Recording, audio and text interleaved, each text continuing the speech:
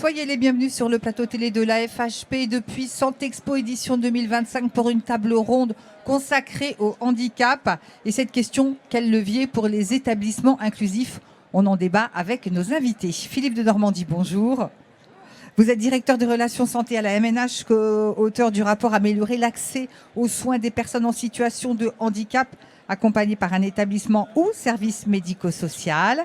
Karine Pouchin-Grépinet, bonjour. Bonjour. Vous êtes conseillère nationale santé, direction de l'engagement associatif et politique APF France Handicap. Stéphane de Butler, bonjour. Bonjour. Alors, vous êtes président du groupe coopératif Santé Cité.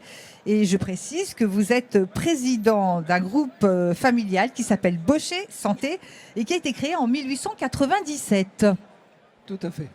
Philippe de Normandie, je me tourne vers vous pour cette première question. Que mettons exactement derrière le mot inclusif? Qu'est-ce que ça représente?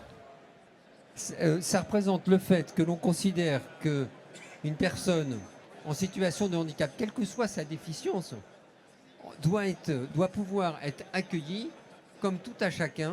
Et quand on dit accueillir, ça veut dire accueillir, accompagner. Ça recouvre l'ensemble du parcours qu'elle peut avoir dans son parcours de santé. C'est-à-dire qu'en fonction de... Voilà, on se débrouille pour ne pas avoir des obstacles qui font qu'une personne, parce qu'elle a un certain nombre de déficiences, ne pourrait, que ce soit, là encore, quelle que soit la déficience, ne pourrait pas avoir accès à une santé comme tout à chacun. Alors, vous allez nous expliquer effectivement comment ça se passe pour vous. C'est important, vous le disiez, il n'y a pas un handicap, mais des handicaps. C'est le handicap moteur, le handicap visuel.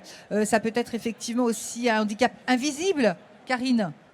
Oui, tout à fait. Il y a plusieurs catégories de handicap qui ont été définies par la loi de 2005, et notamment effectivement les handicaps moteurs, sensoriels, cognitifs, etc. Et effectivement, la loi de 2005 mettait aussi en avant la question des maladies chroniques qui peuvent être invalidantes et mettre les personnes en situation de handicap dans leur quotidien. Quel bilan vous faites, vous, de l'accueil en établissement inclusif?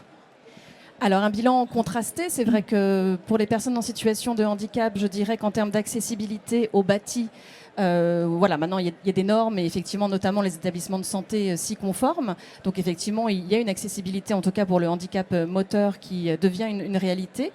Néanmoins, on a encore des vraies difficultés d'accessibilité. Parfois pour avoir accès à certains équipements, certains mobiliers. Je pense notamment à des radiographies ou à des mammographies. Pour passer une mammographie aujourd'hui pour une femme, il faut être en station debout. Comment on fait quand on est en fauteuil et encore plus en fauteuil roulant électrique? Donc il y avait des vraies difficultés encore d'accès à certains équipements. Mais il y a aussi encore des difficultés, je dirais, dans la posture des soignants, dans le savoir-être, dans leur formation, qui malheureusement n'inclut pas encore assez aujourd'hui les questions de handicap. Alors, on va développer tous ces points. Stéphane de Butler, je vous laisse également répondre sur ce bilan que vous pouvez faire. Ben moi, je dirais qu'on prend le handicap selon plusieurs catégories. Tout d'abord, c'est la prévention du handicap, c'est-à-dire éviter qu'une personne devienne handicapée. Et là, on a par exemple la prévention du bébé secoué. Donc un bébé secoué, c'est un traumatisme très lourd qui entraîne un handicap, qui peut entraîner la perte de la vie. C'est un coût pour la sécurité sociale de 400 millions d'euros par an d'indemnisation. Et un bébé secoué trauma lourd, c'est 5 millions d'euros pour la collectivité. Donc on peut prévenir le handicap. On peut repérer, dépister le handicap. La deuxième partie, c'est soigner le handicap. Soigner la personne pour son handicap. Il est clair qu'on a des services de soins médicaux et de réadaptation qui soignent du handicap. Par exemple, je prends le Parkinson. On a des centres des SMR de Parkinson. Là, on est un peu en difficulté en ce moment sur ces réformes qui mettent à mal toute la filière. Et puis, on a également accompagné. Accompagner le handicap, c'est par exemple avoir des unités d'accompagnement sourds pour accompagner les personnes sourdes au décours de leurs soins. C'est-à-dire qu'on ne les soigne pas pour leur handicap, mais elles doivent être soignées.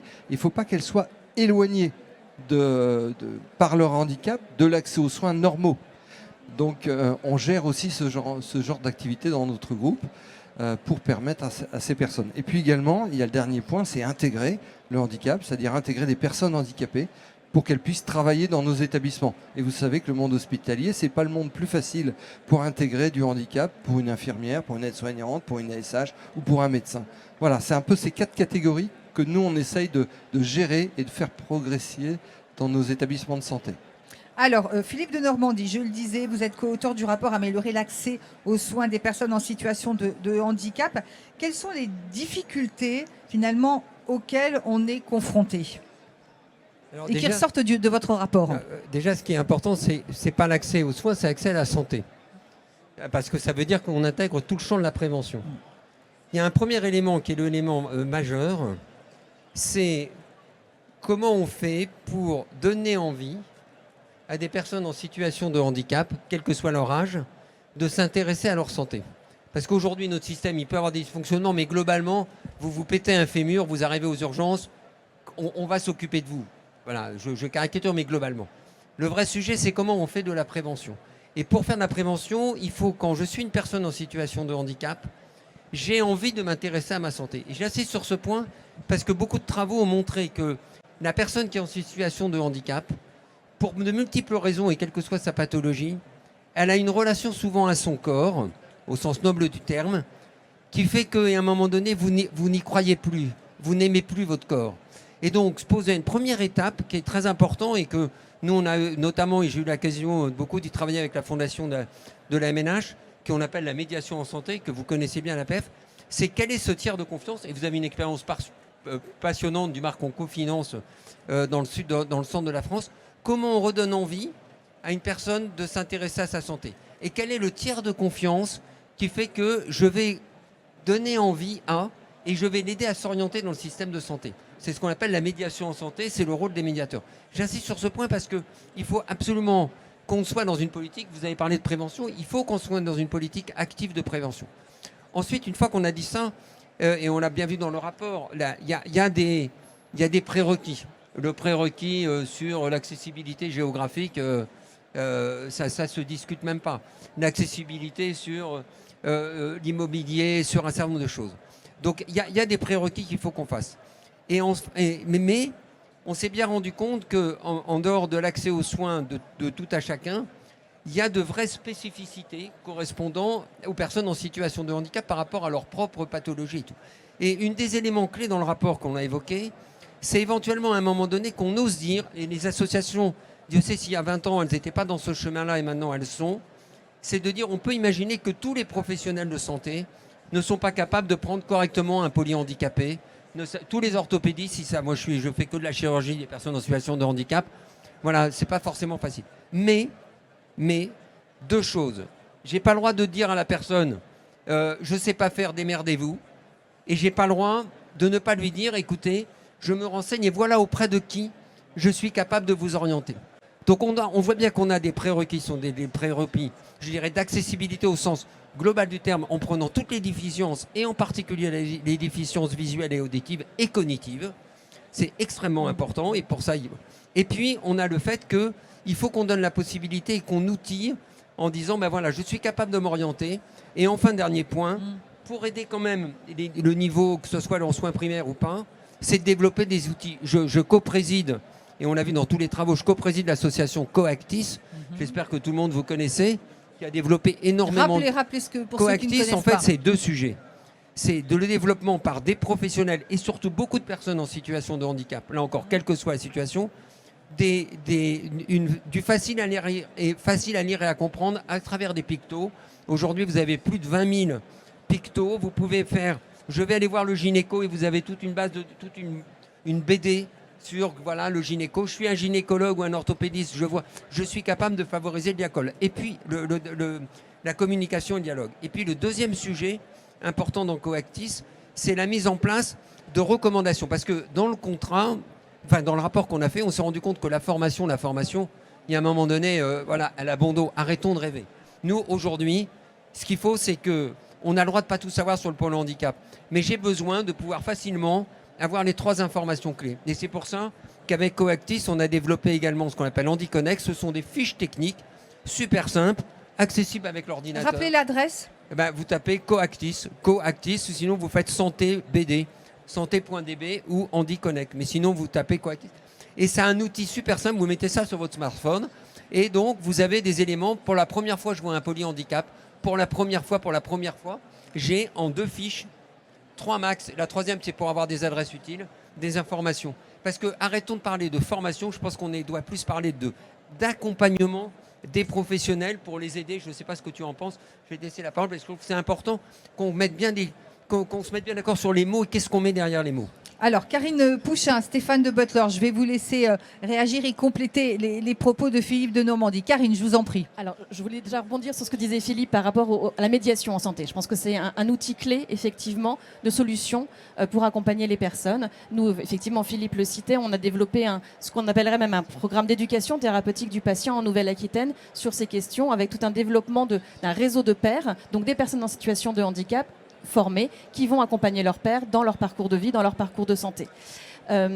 Deuxième chose, effectivement, sur laquelle je voulais rebondir, je pense que l'outillage peut être complémentaire de la formation. On pousse, nous, à APF France Handicap, à ce qu'effectivement les professionnels de santé soient quand même mieux formés sur la question du handicap dès leur formation initiale. Il y a des choses qui se mettent en place aujourd'hui, et c'est une très bonne chose, grâce à des doyens d'université, grâce à des ARS qui mettent en place des dispositifs, je pense notamment à la Bourgogne-Franche-Comté, qui commencent à mettre en place des séminaires dès la 2e année, avec effectivement à la fois des professionnels, mais aussi des personnes concernées ou des parents d'enfants en situation de handicap, qui viennent expliquer les difficultés d'accès à la santé pour eux-mêmes ou pour leurs proches, et qui peuvent proposer effectivement un outillage, des solutions. Et c'est des accompagnements qui permettent également de proposer des stages en établissements sociaux et médico-sociaux. Et ça, c'est très important parce que c'est aller à la rencontre de l'autre, peut-être changer ses représentations par rapport au handicap, déstigmatiser certaines situations de handicap et peut-être donner envie à des professionnels de s'engager. Donc je pense, alors moi je salue les actions de Coactis avec qui on travaille énormément, Santé BD, HandiConnect, dont on fait la promotion tout le temps, parce que ce sont des outils remarquables à la fois pour les personnes et pour les professionnels. Mais effectivement, je pense que les deux sont complémentaires, et formation initiale et accompagnement, outillage des professionnels, je dirais en formation continue presque. Alors, allez-y. Comme tu l'as dit, mais je trouve que le fait, et on l'a bien vu dans les universités qui proposent des stages dans des structures médico-sociales ou à domicile, etc., ça c'est c'est de la vraie révélation. Je veux dire, c'est de la formation, arrêtons les slides, quoi. Soyons de la formation de terrain et de la formation d'usage. Alors, Stéphane de Butler, je vous laisse répondre à la fois aux propos de Philippe de Normandie et de Karine. On est dans le versant prise en charge des personnes handicapées dans le système de santé, ce qui n'est pas pareil que soigner purement le handicap. Il est clair qu'il faut que les établissements aient un socle minimum de culture d'accueil, mais après on a des services qui sont plus ou moins avancés, qui mettent des moyens. Il faudrait d'ailleurs qu'ils puissent valoriser ces moyens parce que ça coûte, c'est au détriment d'autres choses. Et on a des vraies initiatives et elles sont parfois accompagnées par les agences, elles ne le sont pas. Dans un de nos établissements, dans le groupe, on a une unité sourde qui coordonne les parcours des personnes sourdes dans les différents centres. Et une personne sourde, c'est une personne qui est reconnue comme une attardée mentale parce qu'elle ne comprend pas. Or, elle comprend, mais on ne lui parle pas, elle ne comprend pas. Donc, on les accompagne. Sauf que cette unité sourde, elle existe dans la Somme, mais elle n'existe pas dans l'Oise. Et l'Oise nous demande de la mettre en œuvre, mais il n'y a pas de budget pour l'Oise. Donc, il n'y en a que pour la Somme. Il faut à un moment essayer de faire en sorte que tout le territoire soit accompagné comme il faut. Il y a une autre initiative, et je crois beaucoup à la labellisation, c'est le label HandiBloc. C'est comment labelliser nos blocs opératoires pour permettre à une personne handicapée de mieux cheminer dans ce bloc opératoire. Donc ça, c'est des sujets aussi qui peuvent être poussés. Néanmoins, la situation économique des établissements aujourd'hui fait que c'est tellement difficile qu'à un moment, lancer des initiatives supplémentaires qui prennent du temps, qui prennent de l'argent, c'est difficile. Et en ce moment, on le sait bien, la période qui s'annonce, elle va être extrêmement difficile, budgétairement. Et donc, si on veut vraiment avancer sur ces sujets-là, là, on est dans une équation un peu compliquée. Mais en tout cas, les volontés des personnels sur le terrain, les médecins, les infirmiers, ont vraiment envie d'avancer. Maintenant, il faut un peu de structuration. Ça ne se fait pas comme ça. Donc on le fait, on avance. Ça peut être aussi le handicap lié au surpoids. Ça devient un handicap dans les structures. Donc il faut des tables d'opérations particulières, il faut une gestion particulière des choses. Donc tout ça, c'est du travail. Mais on a des professionnels de santé qui sont merveilleux, qui se donnent à fond, qui ont le sens de la vocation et qui peuvent avancer. Il faudrait qu'il y ait une harmonisation sur le territoire français. Philippe de Normandie, comment on avance ? C'est incroyable de voir que dans 2 départements, il n'y a pas les mêmes possibilités. Mais je suis d'accord. Maintenant, moi, je suis contre dire tout le monde doit être partout pareil. Alors, vous allez me dire, mais il y en a qui sont avantagés. Arrêtons de rêver que c'est tout. Il y a tellement de spécificités territoriales et tout. Je pense qu'on avance premièrement, à partir du moment où ce sujet, on le met en haut de la pile, je pense que la ministre a bien annoncé encore un suivi des différents travaux qu'on a fait avec Pascal Jacob, le rapport. Il y a eu plusieurs rapports, donc c'est intéressant de faire le bilan, où est-ce que l'on en est. Je pense qu'il y a un rôle absolument essentiel de la part du milieu associatif, mais en sachant qu'il faut qu'on n'oublie pas, dans le milieu associatif, qu'on s'adresse à tous les types de déficiences. J'insiste, mais toute l'amitié que j'ai pour la déficience motrice, c'est ma quotidienne, mais il y a d'autres types de déficiences. Et je pense effectivement tout ce poids de la déficience cognitive un peu invisible. Philippe de Bottler parlait des personnes qui sont sourdes ou malentendantes. Oui, exactement. Et ça, ou les gens qui ont des troubles cognitifs, en sachant que tout ce qu'on réfléchit pour là, c'est bon pour toute la population, parce que ce qu'on met en place, ça sert également éventuellement à l'étranger qui vient, à l'enfant qui ne comprend pas bien, etc. Donc je trouve que le rôle des associations est important. Je pense qu'il est également extrêmement important, c'est qu'on sorte les indicateurs, parce que je pense que la façon avec laquelle on est capable de se bouger sur le terrain, c'est parce que je suis un directeur départemental, on discutait avec un instant, c'est si jamais je vois que dans mon tableau de bord, je suis beaucoup en retard par rapport aux autres, il y a un moment donné où ça bouge le système. Ça rejoint l'intérêt d'avoir développé, et bravo à Pascal, Handifaction, qui permet d'avoir... Et le fait que ça a été repris par la CNAM, le fait que la CNAM maintenant porte un certain nombre d'outils qui permet à chacun sur le terrain de voir où est-ce que je me situe par rapport aux voisins, c'est un élément important. Je pense que c'est tout comme ça, toute une somme. Voilà. Mais je ne crois pas, moi, au grand soir où tout le monde, du jour au lendemain, fera pareil. Je pense qu'il faut tenir compte des spécificités territoriales, des spécificités de concentration ou pas de type de déficience, etc. Mais avoir quelques outils qui permettent de se poser collectivement la bonne question et à ce moment-là d'avancer. Karine ? Alors, les solutions, elles sont nombreuses. On en a déjà évoqué un petit peu, la formation, l'outillage des professionnels. Il y a aussi un dispositif qui mérite, je pense, d'être valorisé et approfondi et accompagné. C'est la question des référents handicap dans les établissements de santé et en médecine d'urgence. Voilà. Alors, le référent, il n'est pas là pour faire à la place d'eux ou pour tout faire tout seul, mais il est là vraiment pour irriguer la culture du handicap au sein des équipes et d'accompagner les équipes hospitalières ou d'établissements de santé en général dans cette connaissance du handicap et pour favoriser, fluidifier à la fois l'accueil de la personne en consultation ou en hospitalisation programmée, son passage dans l'établissement de santé et surtout l'anticipation de sa sortie et l'articulation après avec sa vie, soit en établissement et service, soit à domicile. Donc ça, je pense que c'est un dispositif qui mériterait vraiment de monter en puissance parce que c'est du droit commun et nous, à APF France Handicap, c'est vrai que c'est ce dont on rêve pour les personnes, c'est de bénéficier du droit commun comme tout à chacun, quel que soit effectivement le type de handicap. Après, il y a une réflexion à avoir aussi, je trouve, sur dispositifs spécifiques versus droit commun. Il y a effectivement peut-être des types de handicap, je pense notamment au polyhandicap que vous citiez tout à l'heure, ou des situations de troubles du spectre de l'autisme aussi, qui peinent encore aujourd'hui à trouver des réponses dans le droit commun en termes d'accès à la santé. Et donc se mettre en place, effectivement, comme vous disiez, il y a HandiBloc, mais il y a les HandiConsultes également. Voilà. Et donc effectivement, ce type de dispositif est encore nécessaire en termes de d'essaimage et, comme vous le disiez, d'irriguer effectivement tous les départements et toutes les régions, ce qui n'est pas encore le cas malheureusement aujourd'hui. Stéphane de Bottler, il faut rester sur des choses positives. Voilà, les choses, elles avancent quand même. Elles avancent parce que les professionnels de santé travaillent sur ces sujets-là. Néanmoins, quand vous avez aujourd'hui une réforme des soins médicaux et de réadaptation qui casse les filières privées, qui les réduit à néant et qui ne leur donne plus les moyens de prendre en charge une population de haut niveau, c'est inquiétant. Et cette réforme, on pouvait être positif il y a 2 ans, on est très négatif aujourd'hui à la Fédération de l'hospitalisation privée. C'est très inquiétant ce qui est en train de se passer.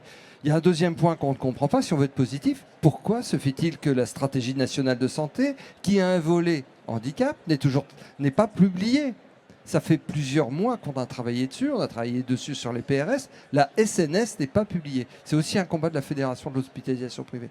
Donc si à un moment on veut avancer, il faut aussi faire converger toutes les forces en présence et il faut faire aussi en sorte de ne pas casser ce qui existe. Et là, on est en train de faire régresser le système. On est très inquiet. Oh, Philippe de Normandie, je vois que vous voulez réagir. Mais parce que je vous vois... ça a l'air d'être très dur au niveau de la FHP. Je pense que sur le sujet du handicap, je vous rappelais qu'à l'époque, quand nous, on a travaillé avec toutes les fédés, la seule fédé qui ne nous avait pas donné des éléments pour se dire quel était le niveau de mobilisation de ces établissements, c'était la FHP. Je le dis parce que je l'ai dit à la mine, etc.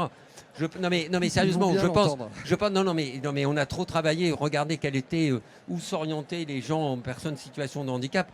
Et c'est un vrai sujet. Alors, il y a des effets pervers. Par exemple, effectivement, aujourd'hui, le médico-social dans son mode de financement fait qu'il a tout intérêt à envoyer à l'hôpital une personne qui a un problème de soins plutôt que de l'envoyer auprès d'un libéral. Donc effectivement, notre système a également des effets pervers. Il devait y avoir une réforme, elle n'a pas eu lieu. Voilà, mais je pense que on a besoin collectivement de se dire que on peut quand même faire avancer des choses sans penser qu'il faut absolument que ça tombe du ciel. Ce que je voulais dire. Bon, bah écoutez, ce sera le mot de la fin et je pense que vous allez poursuivre votre discussion hors du plateau. Merci beaucoup pour votre participation. Merci à vous. Quant à moi, je vous remercie de nous avoir suivis.